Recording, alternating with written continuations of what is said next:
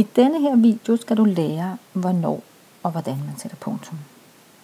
Punktum, det er vores allervigtigste tegn. For punktum deler teksterne op, så teksten, så det vi skriver, det er til at forstå.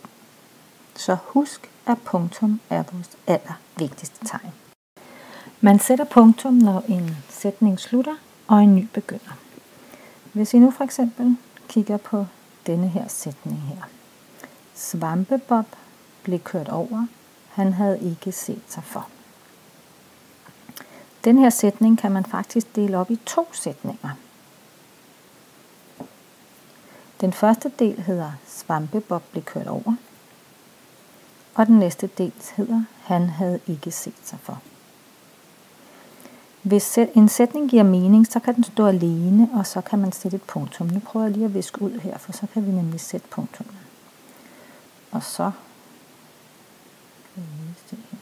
sådan der. Svampebob blev kørt over. Punktum. Han havde ikke set sig for. Den første del af sætningen Svampebob blev kørt over giver mening for sig selv.